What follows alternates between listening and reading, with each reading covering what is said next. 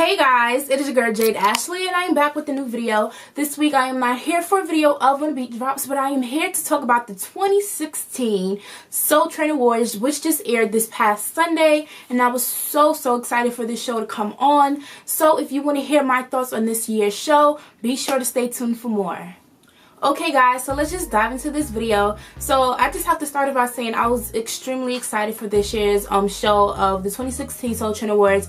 Last year was so dope, so amazing. No shade to Wendy Williams, but I feel like Erykah Badu is definitely a more form-fitting and way better host when it comes to the Soul Train Awards, because she hosted last year and she hosted this year as well, and both shows were absolutely amazing. I was excited because I know that last year when she hosted the show, she's pretty much like this soul is for like R&B soul, so like really no hip-hop, no rap. And I think last year when I talked about the Soul Train Awards, I mentioned I love my rap music, I love my hip-hop, but me, as I get older, I just, and somebody who's been in love with music since I can remember, it's always been like the R&B in me, the soul, the people that can sing, they throw off. Like, it just attracts me and it just makes me so happy. And last year's show was just so amazing, just so dope. Like, I even got inspired last year. Like, I did a paper on Babyface, because Babyface was honored last year. So when I was in school last year, I did a paper on him for my songwriting class, just because the show was just so amazing, and it just kind of like, it just inspired me. I was like, yo, I just watched this dope ass show, I'm gonna do a paper on Babyface, because we had to do like a producer and he was just like so dope. So I was so excited to see what was gonna happen for this year's show. So I guess we can kind of just go into what went down during the show, what were my favorite parts and all of that other stuff. So the first thing I have to talk about is Dru Hill opening up the show. Now if you guys watch When the Beat Drops, probably like maybe 2-3 videos ago, I actually took it back to the 90s and I made my song of the week a Dru Hill song, which was These Are the Times. So when I saw that Dru Hill was opening up this year's show, I was extremely excited. I was like, yes, Dru Hill, I'm so here for it. So they performed In My Bed, they performed Beauty, and they performed what else did they perform? The third song. I can't remember the third song, but I put the title or whatever. But yeah, they performed 3 songs, and then of course Cisco, he had his solo career, and he had to do the thong song real quick. But I mean, just having Dru Hill just come out and seeing them on stage together after so many years, it just kind of set the show up right, and it just kind of made me more excited to see what else was going to happen throughout the rest of the show. But following that, I have to talk about Teyana Taylor. Now, there weren't really that many awards that were given out that night. I think there were like a total of 3 awards. I remember seeing 3 awards being given out during like the actual award show. Because nowadays, there's like a lot of categories, but half the time you don't even see these awards being given out. But the first award that was given out on the show, like during the award show, was Teyana Taylor. She had won Best Dance. What was it? Best Dance Performance for Fade. She killed Kanye West's video for Fade. So when it was reading the categories, it was pretty obvious that Teyana was gonna get it. It's not even been that long since Fade came out. Fade came out during the summertime, but I mean, hands down, Teyana, she definitely won that, and I thought she was very well deserving of that.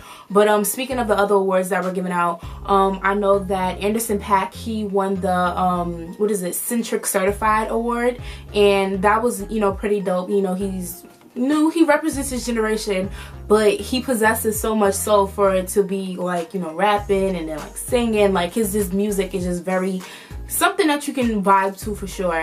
And then another award that was given out was to Fat Joe and Remy Ma, because they pretty much been snagging all of these awards when it comes to like best collaboration, when it comes to like All the Way Up and stuff like that. But those were like literally the only 3 awards from the award show that I remember being seen, like given out or whatever.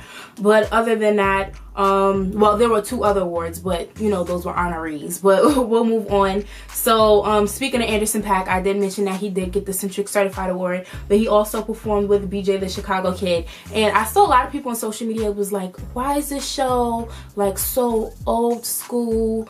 Where's the kids from this generation? And it's one thing y'all have to understand. This is the Soul Train Awards. Now, no shade to this generation, which is technically my generation, but you don't really get that soul. It's very rare that you're gonna find a singer. Not saying that there's people from this generation that can't sing, because they actually did have like a side stage where they allowed up-and-coming artists to, you know, sing and stuff like that right before the commercial break. And one person that I absolutely love that was, you know, part of the up-and-coming artists was Candace Boyd. Now, I remember hearing her song before she did like her own rendition of Tamia's I really like what you done to me, I can't really explain it. So into you. I'm just saying, I had to sing the song to know the what you call it, but she has her own rendition of To Me Is So Into You featuring French Montana. Now that was a song I heard, and I heard the song, but listening to her live, I was like, yo, this girl can really sing. And I know she's I think she's like one of Neo's artists under his Compound, you know, record label and stuff like that. But you know, they I think a lot of people aren't really paying attention. Like the artists from this generation that can really sing, that had, you know, that sing their throats off, they got their spotlight, you know, with the side stage and stuff like that. But you know, as far as like, I guess you can say like mainstream up and coming artists that are like pretty big with this generation, you know, BJ the Chicago Kid and Anderson .Paak, they, like I said, they had like performed, they did an amazing job, and I felt like they definitely held it down. That's why I was like so excited that Anderson .Paak was a part of the freshman class for XXL. You know, first of all, him being a part of that made me learn more about him and just to see how dope he was as an artist. So I felt like they did an amazing job, definitely holding it down in front of the OGs, because you know it was nothing but OGs on this show. But following their performance, we have to talk about the Soul Train Cypher. So the Soul Train Cypher was introduced last year, and last year was amazing, and this year was nothing short of amazing as well. So this year we had Neo, and they were singing to Bryson Tiller's instrumental for Don't. He was singing his lyrics to Independent Woman. Angie Stone, she was singing the lyrics to Brother. Tyrese, he did like a mixture of his songs, and you know, the Gladys Knight, you know, the Gladys Knight legend was a part of it as well. So I thought that the cypher for this year, I feel like it's only going to get better and better, especially when you have singers. I mean, you really can't miss when it comes to like a singing cypher, I guess you can say, as long as you like, you know, sing your throat off and give us that soul and give us the feels. So I absolutely love the Soul Cypher this year as well. Other than that, we have to move on to Brandy, who received the Lady of Soul award. Now, just knowing that Brandy was going to hit the stage, I was absolutely so excited. Brandy, she is another phenomenal artist that comes from like the 90s, whose voice is just absolutely amazing. Her runs, her riffs, like so I definitely feel like Brandy is more than deserving to get this award. Like, she's literally been around like my entire life. I think her first project dropped somewhere around 94. I was born in 94, so you know, I pretty much grew up knowing who Brandy was my entire life. So to see her hit the stage and you know, just perform like her classic hits, she did On Top of the World, Mace came out, and I said in my mind, you know, even though the show was pre-recorded, because it happened at the beginning of this month and it just aired, you know, I said to myself, I was like, I have a feeling Mace is about to pop up, and she sure enough did. And you know, they did On Top of the World, she did Full Moon, I Want to Be Down, like just all of her classic hits, just to prove, you know, pretty much why she is deserving to get the Lady of Soul award. One thing I kind of like pretty much flew over my head up until probably like the last couple of hours, a lot of people were saying that she was kind of like, you know, shading Monica, and I'm not even going to feed into it. I mean, we live in a generation where people, like, I get bothered. I'm bothered on a daily basis just about like negativity and, you know, just people, just assumptions and just creating something out of nothing. Now granted, Brandy does throw shade. I'm not going to sit here and act like she doesn't. She definitely, once somebody like, you know, played it back with the subtitles, she definitely did change the lyrics, but it's not like she was name calling. So I mean, look, we just want to leave Brandy and Monica, let them be. They have history as far as like collaborating and whatever, so we're just gonna let that be. But Brandy did an amazing job, without a doubt. Her performance definitely got me hype. But other than Brandy, we have to talk about India Arie. and Erykah Badu. So to see that these two sitting down, center stage with their guitars, about to do a duet, I was just so here for it. Before they even opened up their mouths, I just knew something epic was going to come out. And so, you know, Erykah Badu, she started playing the guitar. She started singing Nate Dogg, and then she was like, Erykah, what is that? And you know, it was just kind of like a funny moment. I love Erykah Badu's sense of humor. You know, she's very soulful, as we all know, but she has an amazing sense of humor. She's very funny, so it was great. But then eventually it led to Arie, you know, just singing her song Breathe, and of course, like I said, it was a duet. So Erykah Badu, she assisted with her, especially like when it came to like the chorus and stuff like that. So I feel like it was a very important performance, especially with the whole message that it was behind. You know, they kind of said with so much that's going on in the world, you know, we just need something to, you know, just kind of like uplift people and empower people. So, you know, although it was a funny moment, I also feel like it was a very important performance as well.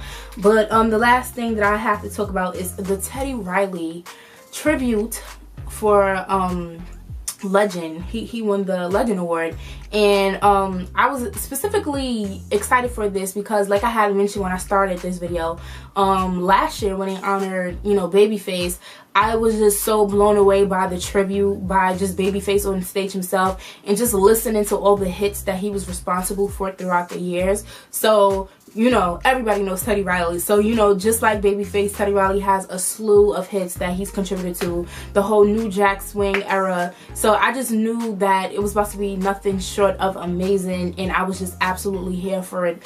And when I tell you that this man's, his tribute, it just had people so excited, people just dancing, and I was wishing that I was in the room because it was a lot of songs. Even though I'm only 22, there was a lot of songs that I knew and I was excited, and I'm just sitting in front of my TV dancing and singing along, and it was just amazing. And he's obviously, when you can sit here and you can perform 10+ songs on stage and you've contributed to, you know, the acts of SWV, Michael Jackson, Bobby Brown, when you're in like 2 different groups, you know, Guy, and then like, it's just, when you've done so much for yourself as an individual, as an artist, but contributed to the legacy of so many other great artists, you are definitely, you know, deserving of the title Legend.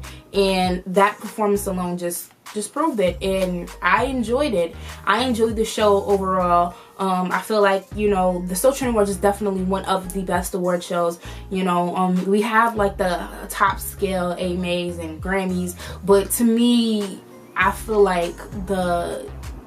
Soul Train Awards, it's up there. It's definitely up there. You know, me being black, me being, you know, raised around R&B music, soul music, and stuff like that.